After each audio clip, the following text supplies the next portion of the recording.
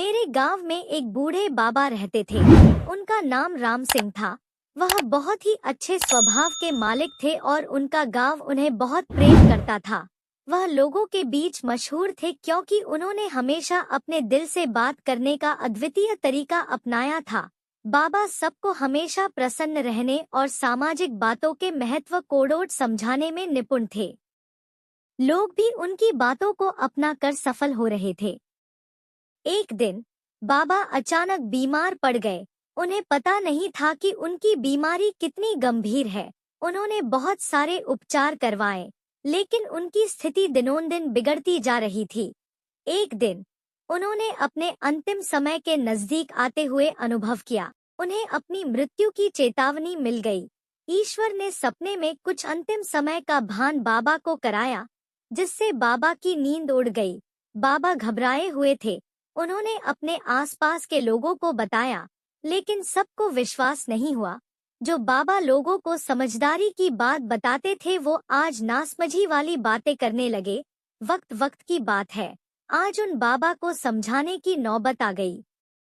बाबा सोचने लगे कि कैसे अपनी मृत्यु को टाला जा सकता है। वे उदास और निराश हो गए।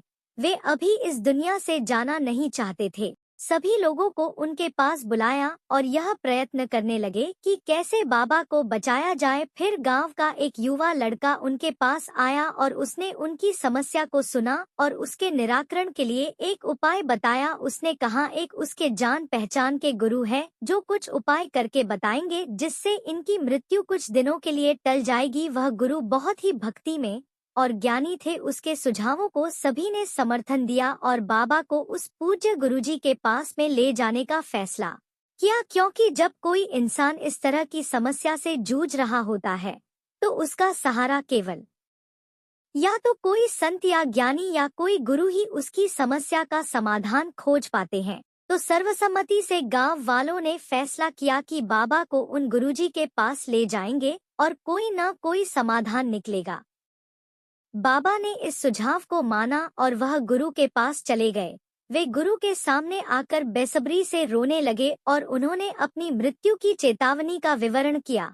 बाबा ने उन्हें प्यार और सहानुभूति से गले लगाया और उन्हें शांत करने की कोशिश की।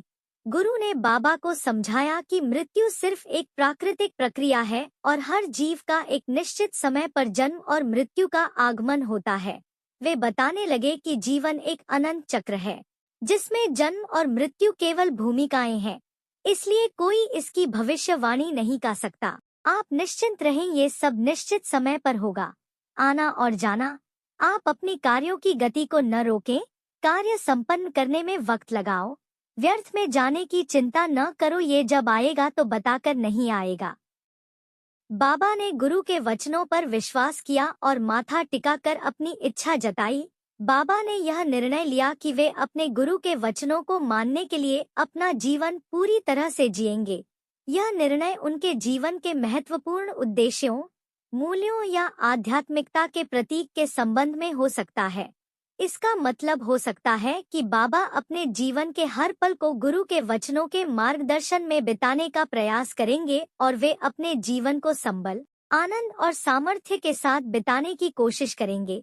इसके अलावा यह भी संभव है कि बाबा इस फैसले से पहले अपने जीवन में विशेष बदलाव करने की आवश्यकता महसूस कर रहे हों, जैसे कि अपने धार्मिक या आध्यात्मिक अनुभवों में गहराई प्राप्त करना, आत्मविकास के लिए समय निकालना, सेवा करने का निर्धारण करना आदि।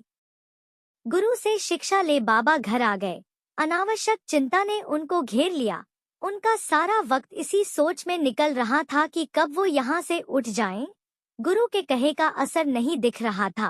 वो अच्छा करने और आनंद लेने की बजाय व्यर्थ बातों और चिंताओं में वक्त निकाल रहे थे।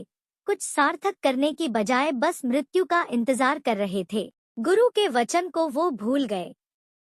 अचानक बाहर से किसी ने दरवाजा खटखटाया। बिना प्रत्युत्तर के कोई अंदर चला आया। बाबा सहम गए। गुरुजी को समक्ष देख बाबा को आश्चर्य हुआ।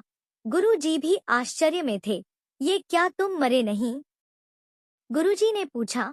बाबा रोने लगे और कहने लगे, मैं रोज अपनी मौत के इंतजार में रहता था पर आती नहीं थी। बहुत इंतजार किया, मैं इसी चिंता में अपने वचन और कर्म भूल गया जिसका वादा आपसे किया था। और बाबा फफक फफक के रो पड़े। गुरुजी ने बाबा को शांत किया और कहा, मैं जानता था मौत कहकर नहीं आती, लेकिन तुमने जो कार्य करने थे वो अब तक नहीं कर पाए। पर्याप्त समय होते हुए भी हम व्यर्थ वक्त को दोष देते रहते हैं। बस ये ही सत्य है कि मौत का इंतजार न करो, समय रहते अपने कार्य पूर्ण करने में ऊर्जा लगाओ। अंतिम पड़ाव मृत्यु ही है, ये यथार्थ सत्य है। इतना कहकर गुरुजी दरवाजे से बाहर चले गए और बाबा दरवाजे को देखते रहे और उनकी आंखें खुली की खुली रह गई और गर्दन एक तरफ लुढ़क गई।